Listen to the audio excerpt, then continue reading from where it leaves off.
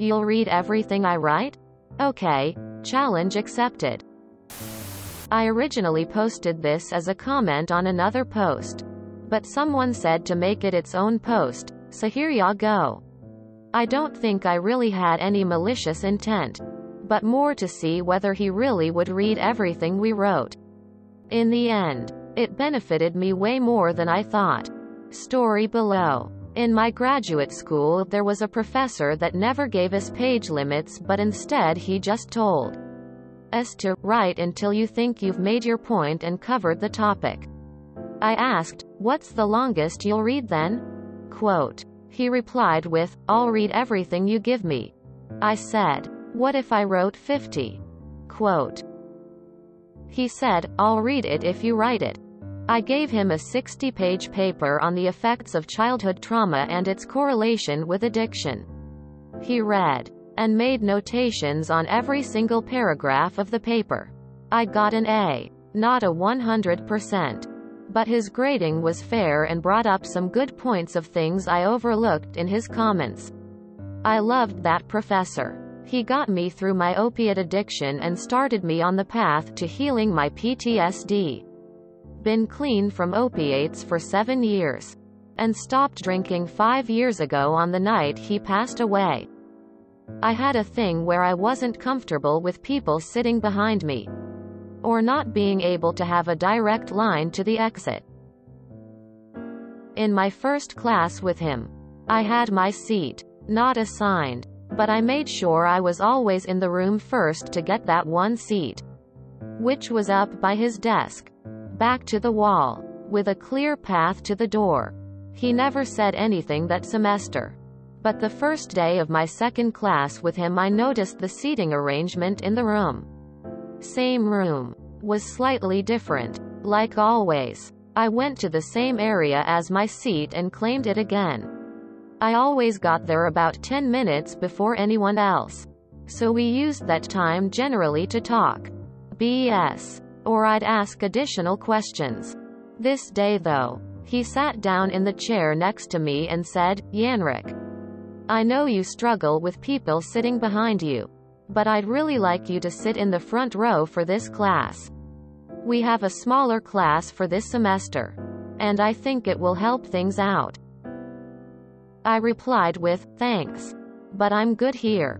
He said, "I know you are, but I really think you'd be better off in the front."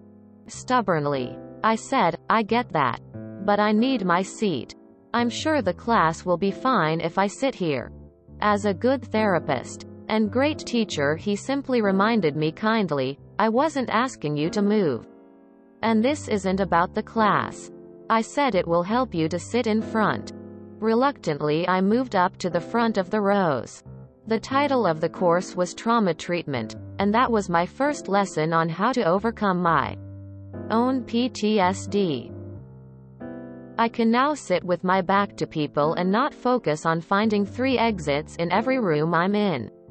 Before choosing a seat, I firmly believe that that man saved my life, just by being an excellent person. He was the first person I actually admitted to that I intentionally OD'd as a suicide attempt. Years before I even admitted it to my own wife, who was with me the entire time. Good teachers teach the student, not the subject, and you got a great teacher. Thanks for sharing this memory of him. I had a teacher in high school, AP History, who required us to write several pages before Christmas break.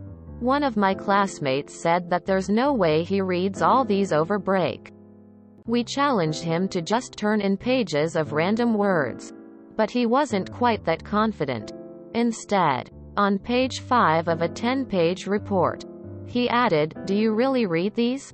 into the middle of a paragraph. When he got his paper back, the teacher had written, "Yes, I do," in red ink next to it. He was so glad he hadn't gone with our idea. And yeah, the guy had 3 classes of 25 to 30 kids, each writing 10 to 12 pages. And he read and graded them all over the 2-week break. Excellent teacher. We see so much anguish on this site, so it's nice to see something so nice for once. I'm the same way. I don't like having my back to the door. I plan a route. Sometimes I'll count how many people are in the place and assess everyone's threat level. It trips my wife out that I'm like this. I'll say, there is 36 people here, counting the wait staff and cooks. She will say why? What's the point of knowing that? I never have an answer to that question. Such a wholesome end to a MC post. I'm glad you found the person that was able to help you. Maybe you could be that person for someone else? This is wholesome. Love the story. Was it malicious, though? That's lovely smiley face. Such an amazing tale. Congrats on fighting your demons and coming back into the world. You matter. Never forget that. Amazing. He's probably an answer to many people's favorite teacher secret question. Thank you for sharing your story. My BF doesn't have any kind of trauma, but unless he's eat along a bar he doesn't like sitting with his back to the door. It's good to read that you were able to get past it. And even better that someone noticed it and helped you. That type of habit seems to be quite common in the armed forces. My friends used to make comments about me always looking for a corner or looking at the door when we met for coffee. I had never noticed the habit before they started commenting. Thankfully, I was able to overcome the habit quite quick after leaving the army. But every now and again it does come back when at an unknown location. But is manageable. Take care of your vets, people. You don't know what they have been through. I remember reading this in that comment. Good stuff, op. My father is in his 80s. He served in Vietnam during the war. He still sits in a seat with his back to the wall with a view of the exit. Great story and great teacher. He sounds like someone who was born to teach. Less than 3. You wanted to test him at his word. And he was as good as his word. Sounds like a great teacher. Glad he was there for you. You complied and he said thank you. This is the best post I've seen on Malicious Compliance. If you enjoyed this video, please check out our playlists full of similar content. Epic Ericast is like doom scrolling for your ears. Please like, share, and subscribe.